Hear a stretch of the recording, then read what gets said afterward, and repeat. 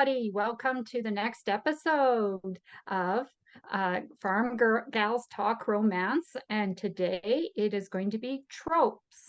So, 4 tropes that we love. We Yes. love our tropes. And there's tons of them. So I'd already come up with my tropes, and I thought maybe there's something I'm missing. Well, apparently there is, because I went on to a blog and she listed 120 tropes. I was doing the same thing, and I found one list that was like 20 of them. So I was like, okay, so there's 20. And then I looked further down and it was like 100 and some, and then I didn't go there because I have my ones I really like, right? So, but it's interesting that there are so many. See more rows. Yeah. I don't think so. So what's your favorite? My favorite is Insta Love. Love at first sight. Some had it listed as soulmate, Insta Love, and Love at first sight. But I kind of feel like those are the same sort of thing. So I love that. Seeing someone across a crowded room, getting to meet. It's lovely. It's a tricky one to write because it's true, but it's hard not to make it look forced. Or stalkerish. For the creator, because you're like, okay, it can happen. It really does happen. But how do I make it so that it doesn't look like I'm just trying to get into it fast? Yeah, because it's Insta. It is fast. It is. And it's hard to juggle that one and make it not stalkery, honestly. I'm speaking from experience, not of having a stalker, but of writing as though and not noticing it was stalkery till someone's like, that's a little creepy. Because it wasn't creepy. It was sweet. like the book I Love You Forever. It's a children's book, right? I Love You Forever. I like bunch. Yeah. And when you're a mother with young kids, it does sound very, very creepy towards the final scenes, because you're like, maybe you should detach from your son a bit. But as you get old, someone said, yeah, you wait till you're older. And I'm kind of beginning to see the sentiment to it, although I really don't think I would crawl into my son's room and pick him up and rock him. Yeah, I can't. You've got to read the book. Read the book. I had to get rid of that book. I couldn't even keep it. Yes, it does have huge elements of creepy to it. It's the illustrations more than the sentiment. Maybe that's what it is. Yeah, I don't think I even read that one. It was just like, donation. So for everyone out there, what's that? Read it and comment if you feel differently or if you have read it. But yeah, these farm gals rate it as a high creep factor. Creep factor, exactly. So mine, I've written it often, and I know I write it, is Second Chance. That was on my list too. Oh, was it? Oh, we're gonna have one of those 3 lists. No, it's okay because I made extras today. So Second Chance, because the redemption, the starting over again. Oh, plus, if you're writing it, it fast tracks the kind of the chemistry, the Insta love. Like if you don't want to write Insta love, but you want to get things started between them, well, if they've already had a history and the story's more about them sorting and smoothing out the reason, what brought them apart, well then Second Chance. There it is. Perfect. Yeah, I love Second Chance.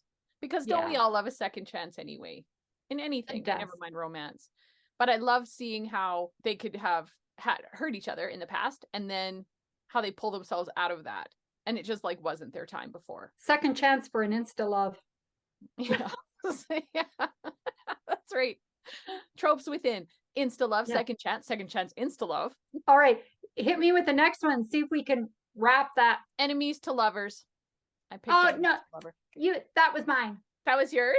See, I love enemies to lovers. I think it's super fun to write because you can have so much fun with them not liking each other and then so much fun with them liking each other. But it's just very interesting dynamics. Enemies have interesting dynamics, and then lovers, of course, have interesting dynamics. So it's super fun to read and see how they make their way from one point to the other within a story. Right. You've got the instant mystery of, well, how are they going to make this work? Because they do hate each other for valid reasons. And you can't have them hating each other because they misunderstood or eavesdropped on a conversation that didn't make sense. It has to be genuine in order to make the conflict gel through the rest of the story and just stew between them. Well, then I'm gonna throw in one that's kind of connected to enemies to lovers that sort of ups the ante. Is the forced proximity. Okay, look at my list. This is my list. Forced proximity. Second chance, insta love, enemies to lovers. What is going on? Forced proximity is so lovely to write about and read about. It is. I always keep coming back to the hating game, right? Okay, decades ago, there was that slow burn hit TV show, Moonlighting. Oh yeah, I remember. Kind of, like not really, but I remember a little. Yeah, I think it was probably past my bedtime. I don't know. Yeah, I think it came on at 10 p.m. Past my bedtime. I heard about it on a farm. Somewhere. Yeah. It was that same thing because they were working together as a private investigators. And so they had their case to solve, but then they were also opposite personalities, the whole enemies. To lovers, forced together to solve crimes. But there it was just simmering away. And I think about in the third season, it sort of jumped into flames there between them. But yeah, because and that's so fun writing. So fun. Arguments. So fun, right? Meaningful arguments. So many things out of that whole situation. I would agree. And friends to lovers, yes, but there's just not that.